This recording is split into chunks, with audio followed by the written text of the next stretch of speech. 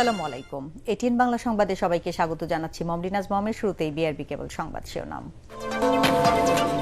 Fascist সরকারের দুর্নীতি লুটপাটে দেশের অর্থনীতি চাপে, কাঙ্ক্ষিত উন্নয়নে ধৈর্য ধরুন। চাঁদপুরের সমাবেশে প্রধানমন্ত্রী। রাজনীতির নামে বিভ্রান্তি থেকে জনগণকে সতর্ক থাকার আহ্বান। বাংলাদেশ অশান্ত হলে ভারতও শান্তিতে থাকবে না, রাজশাহীতে হুঁশিয়ারি জামায়াত আমিরের। রক্তচক্ষু উপেক্ষা করে সরকারকে তিস্তা চুক্তি বাস্তবায়নের তাগিদ। ভারত বাংলাদেশ সম্পর্ক নির্ভর করছে ফারাক্কা চুক্তি সম্পাদনের মন্তব্য মির্জা ফখরুলের। দেশের স্বার্থের প্রশ্নে কোনো আপোষ করবে না সরকার। এবং অর্থনীতি পুনরুদ্ধারে অন্তত 2 বছর সময় লাগবে জানালেন অর্থমন্ত্রী। ব্যাংকিং খাত সচল না হলে অর্থনৈতিক ধস থামানো যাবে না, মূল্যায়ন বিশেষজ্ঞদের। শুনছিলেন বিআরবি কেবল সংবাদ শিরোনাম, এবার বিস্তারিত। দেশের মানুষ শান্তি স্থিতিশীলতা চায় জানিয়ে প্রধানমন্ত্রী তারেক রহমান বলেছেন, একটি মহল রাজনীতির নামে বিভ্রান্তি ছড়ানোর চেষ্টা করছে। তিনি হুঁশিয়ারি দিয়ে বলেন, অরাজকতা সৃষ্টির চেষ্টা হলে সরকার বসে থাকবে না। চাঁদপুরে বিভিন্ন কর্মসূচিতে বক্তব্য রাখতে গিয়ে প্রধানমন্ত্রী আরও বলেন, ফ্যাসিস্ট আওয়ামী লীগের দুর্নীতি, লুটপাট, বিদেশে অর্থ পাচারে দেশের অর্থনীতি চাপে রয়েছে। তাই জনগণের কাঙ্ক্ষিত উন্নয়ন কর্মকাণ্ড বাস্তবায়নে সরকার সবাইকে ধৈর্য ধরার আহ্বান জানান তিনি। জনগণই দেশের মালিক মন্তব্য করে প্রধানমন্ত্রী বলেন, দেশ পুনর্গঠনে সবাইকে এগিয়ে আসতে হবে। চাঁদপুর থেকে বিস্তারিত জানাচ্ছেন ইয়াসিন রানা। দীর্ঘ 22 বছর পর চাঁদপুর সফর করলেন প্রধানমন্ত্রী তারেক রহমান। চাঁদপুর সরকারি কলেজ মাঠে ফ্যামিলি কার্ড বিতরণ ও সমাবেশে যোগ দেন তিনি।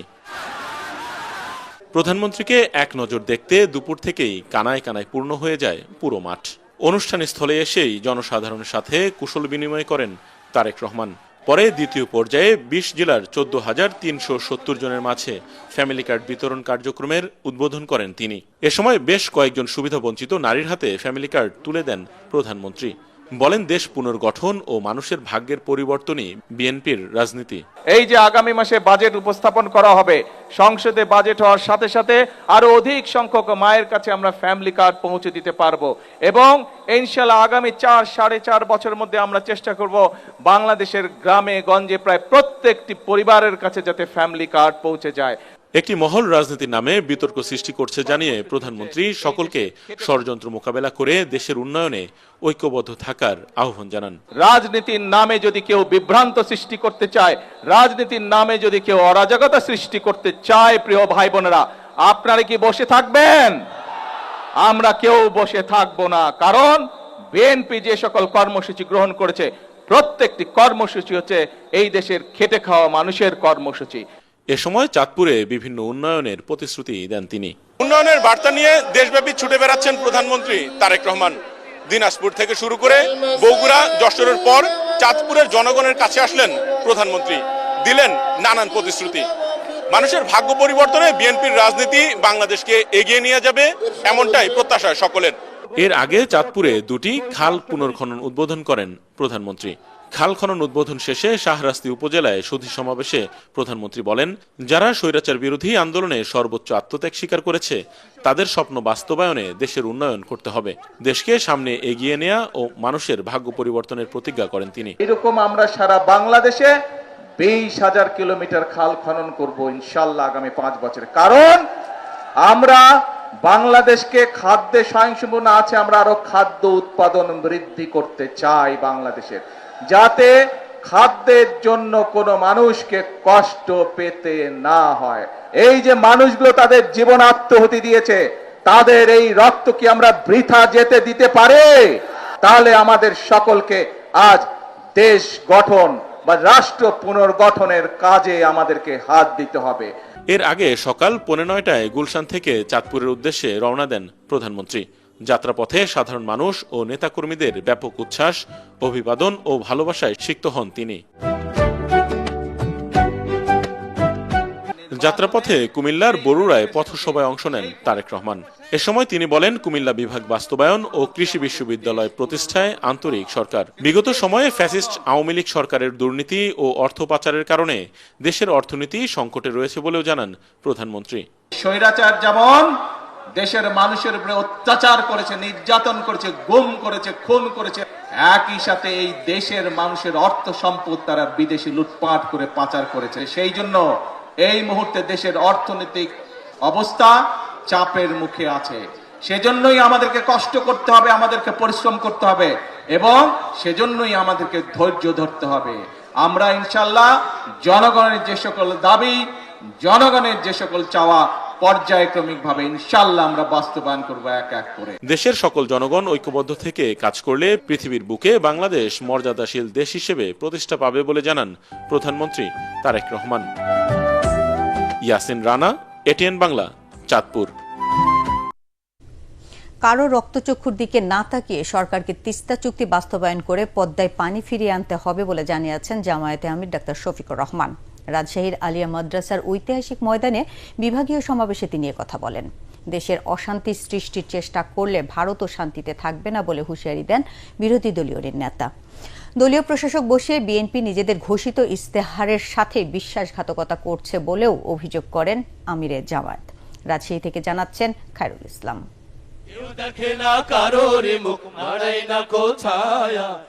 গণভোটের রায় ও জুলাই সনদকে বাস্তবায়ন করার লক্ষ্যে রাজশাহীর ঐতিহাসিক মাদ্রাসা মাঠে বিভাগীয় সমাবেশ করে জামায়াত ইসলামীর নেতৃত্বাধীন 11 দলীয় ঐক্য। হাজারো কর্মী সমর্থকরা দল বেঁধে স্লোগান দিয়ে অংশ নেয় সমাবেশে। এ সময় লোকে লোকারণ্য হয়ে ওঠে রাজশাহী ঐতিহাসিক মাদ্রাসা ময়দান। গ্রীষ্মের কাঠফাটা রোদে ঘন্টার পর ঘন্টা এভাবেই শীর্ষ নেতাদের বক্তব্য শোনেন নেতাকর্মীরা। এ সময় 11 দলের নেতারা বলেন, সরকার 70% মানুষের গণরায়কে অস্বীকার করে জুলাইয়ের সাথে বেইমানি করছে। প্রত্যেকটা ধাপে ধাপে তারা আমাদের সাথে প্রতারণা শুরু করেছে। তারা এদেশে 50% ভোট পেয়ে ক্ষমতায় গিয়েছে, কিন্তু তারা ভুলে গিয়েছে 70% মানুষ দেশের পরিবর্তনের পক্ষে রায় দিয়েছে। আমরা হাতে গোড়া কিছুই চাই নাই, আমরা চাইছি কিছু সংস্কার, যেটার দ্বারা আপনি উপকৃত হবেন, আমরা উপকৃত হব।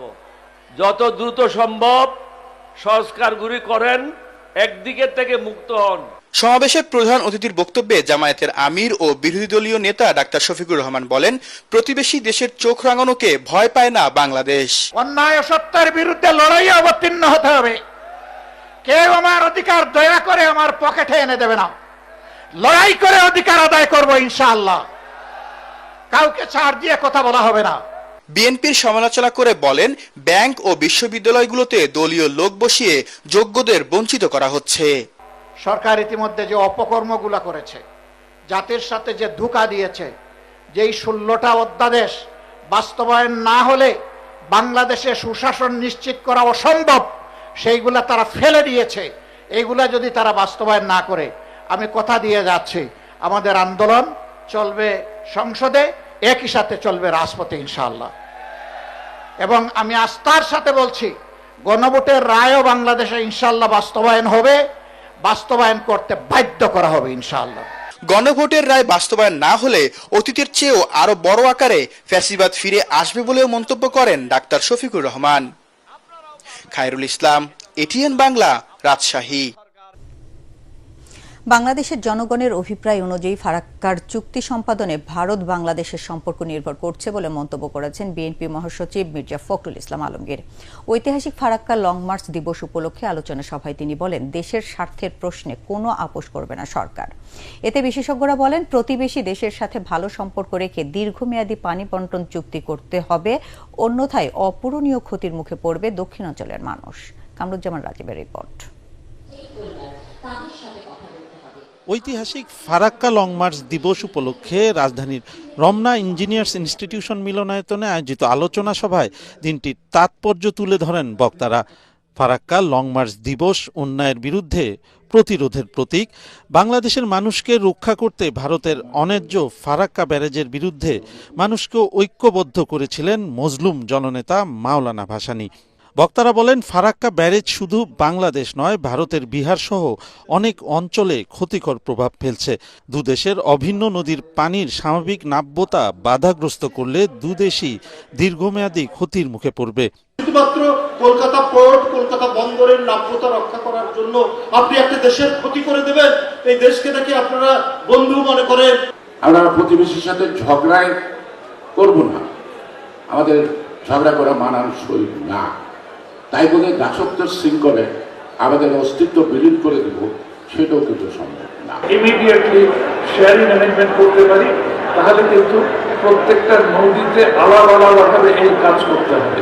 ফারাক্কা বাঁধ নির্মাণের মধ্যে দিয়ে বাংলাদেশের মানুষের জীবন ও জীবিকাকে হুমকির মধ্যে ফেলা হয়েছিল অভিযোগ করে বিএনপি মহাসচিব স্থানীয় সরকার মন্ত্রী মির্জা ফখরুল ইসলাম আলমগীর বলেন, ন্যায্যতার ভিত্তিতে ফারাক্কা চুক্তি সম্পাদনের উপরই দুদেশের সুসম্পর্ক নির্ভর করছে। ভারতের সরকারের কাছে স্পষ্ট বার্তা জানাতে চাই, আলাপ আলোচনার মাধ্যমে অবিলম্বে অভিপ্রায় অনুযায়ী তাদের চাওয়া অনুযায়ী এটাকে সম্পাদন করতে হবে। ভারতের সঙ্গে যে সুসম্পর্ক স্থাপিত হওয়া সুযোগ এসেছে, সেটা নির্ভর করবে ভারতের এই গঙ্গা চুক্তি বা আপনার ফারাক্কা চুক্তি সম্পাদনের উপর দিয়ে। যে বাংলাদেশের স্বার্থ বিনষ্ট করে আমরা কখনোই কোনো চুক্তি কাউকে করতে দেব না, এ ব্যাপারে আপনারা নিশ্চিত থাকতে পারেন। দেশের স্থিতিশীলতাকে বিনষ্ট করতে কিছু কিছু শক্তি সরকারের বিরুদ্ধে অপপ্রচার চালাচ্ছে অভিযোগ করে বিএনপি মহাসচিব বলেন, বিএনপি সরকার জনগণের সরকার, জনগণ কোনো ষড়যন্ত্রকে মাথা তুলে দাঁড়াতে দেবে না। সেই স্থিতিশীলতাকে বিনষ্ট করবার পায়তারা দেওয়া এই সম্পর্কে আমাদের, আমরা বাংলাদেশের স্বাধীনতা বিশ্বাস করি, গণতন্ত্রে বিশ্বাস করি, তাদেরকে আমাদেরকে অনেক বেশি সজাগ হতে হবে, এবং শুধু সজাগ নয়, আমাদেরকে সংগঠিত হতে হবে। কামরুজ্জামান রাজীব, এটিএন বাংলা, ঢাকা।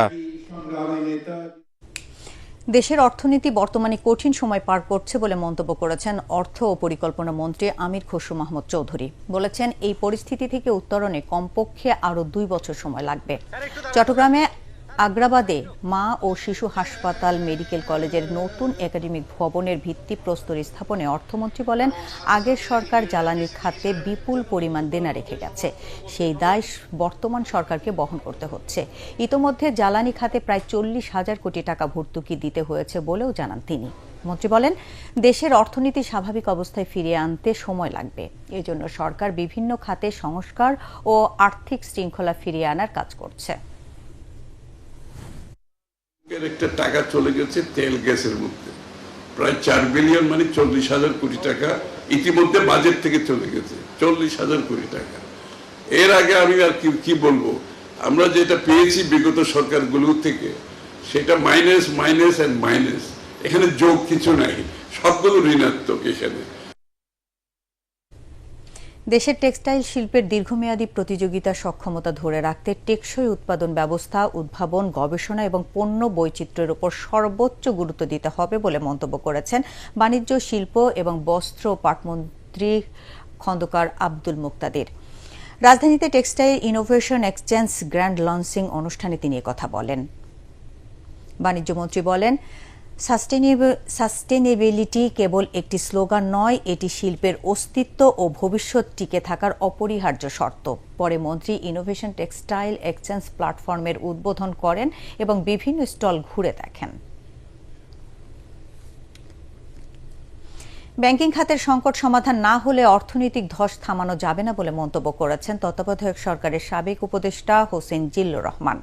ব্যাংকিং খাতের বিপর্যয় ও অর্থনীতির প্রভাব নিয়ে আলোচনায় একথা বলেন তিনি।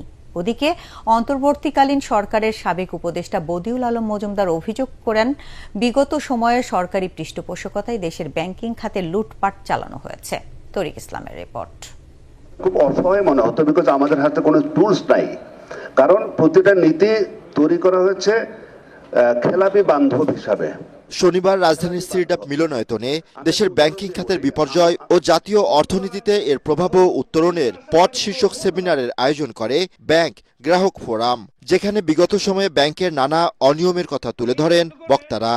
যারা ব্যাংক লুটেরা এবং ইসলামী ব্যাংকে যারা সহযোগিতা করেছে, গ্রাহক অফিসার, এদেরকে একটি কালো তালিকাভুক্ত করে সেই জাদুঘরে রাখার জন্য আমি অনুরোধ করছি। অনুষ্ঠানে তত্ত্বাবধায়ক সরকারের সাবেক উপদেষ্টা হোসেন জিল্লুর রহমান বলেন, রাজনৈতিক সিদ্ধান্ত ছাড়া অর্থনৈতিক সংকট কাটানো সম্ভব না। রাজনৈতিক অর্থনৈতিক দৃষ্টিকোণ ছাড়া এই পুরো বিষয় থেকে পরিত্রাণের কোনো উপায় নেই। এটা সমাধান না হলে অর্থনৈতিক ধসও কিন্তু অতিক্রম করা যাবে না। অন্যদিকে অন্তর্বর্তী সরকারের সাবেক উপদেষ্টা বদুল আলম মজুমদার বলেন, ব্যাংক পুনর্গঠন প্রক্রিয়া অব্যাহত রাখতে হবে, বাতিল করতে হবে ব্যাংক রেজুলেশন আইনের নতুন ধারা। অন্যায় করে যদি কেউ পার পেয়ে যায় তাহলে অন্যায় আরো উৎসাহিত হয়, এবং আমাদের এখানে মনে হচ্ছে যে না পার পেয়ে যাচ্ছে, এবং পার পেয়ে যাবেই না, শুধু তাদেরকে পুনর্বাসনেরও প্রচেষ্টা চালানো হচ্ছে, এবং যেটা কোনোভাবে গ্রহণযোগ্য না। যারা লুটপাট করেছে, যারা অন্যায় করেছে, যারা এইসব অপকর্মের সাথে যুক্ত ছিল, তাদেরকে দৃষ্টান্তমূলক শাস্তি দেওয়া। আর্থিক খাতের পুনরুদ্ধারে বাংলাদেশ ব্যাংকের স্বায়ত্তশাসন অত্যন্ত জরুরি বলেও জানান বক্তারা। যিনি আমার পরিচিত উনি আমাকে বললেন, স্যার আমরা কিন্তু এখন রিজাইন করতে হবে। তরিক ইসলাম, এটিএন বাংলা, ঢাকা। যুক্তরাজ্যে অবস্থানরত রাষ্ট্রপতি মোহাম্মদ শাহাবুদ্দিনের সঙ্গে সৌজন্য সাক্ষাৎ করেছেন সুদানের প্রধানমন্ত্রী ডক্টর কামিল ইদ্রিস।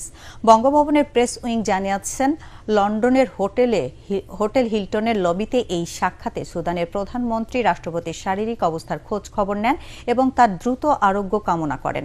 রাষ্ট্রপতিও সুদানের সঙ্গে বাংলাদেশের দীর্ঘদিনের বন্ধুত্বপূর্ণ সম্পর্কের কথা স্মরণ করেন এবং দেশটির জনগণের শান্তি, কল্যাণ ও সমৃদ্ধি কামনা করেন। ডক্টর ইদ্রিসও সুদানের বাংলাদেশের শান্তিরক্ষী বাহিনীর গুরুত্বপূর্ণ অবদানে কৃতজ্ঞতা প্রকাশ করেন।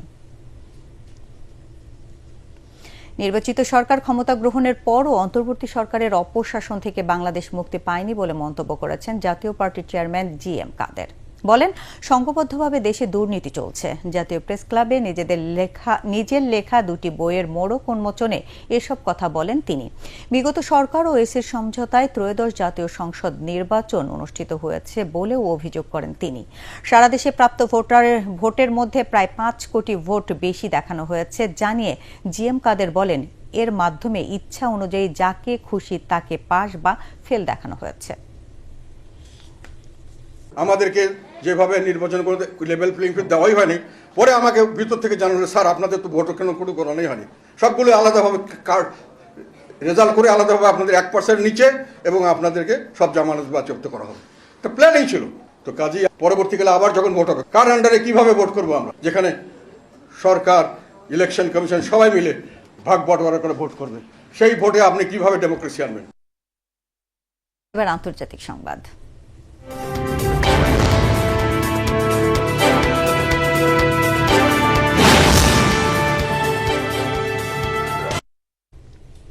মার্কিন প্রেসিডেন্ট ডোনাল্ড ট্রাম্পের চীন সফরের পর আলোচনার টেবিলে বসতে আগ্রহ প্রকাশ করেছে ইরান। তবে তারা এবার মধ্যস্থতায় বেইজিংকেও চায়।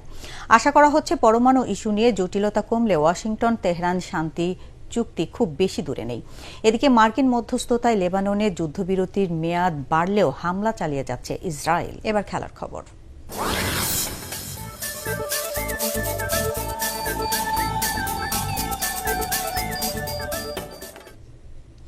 বাংলাদেশ ক্রিকেট বোর্ড বিসিবির নির্বাচনের তফসিল ঘোষণা করেছে নির্বাচন কমিশন। দেশের ক্রিকেটের নিয়ন্ত্রক সংস্থার নতুন নেতৃত্ব খুঁজতে ভোট অনুষ্ঠিত হবে আগামী 7 জুন।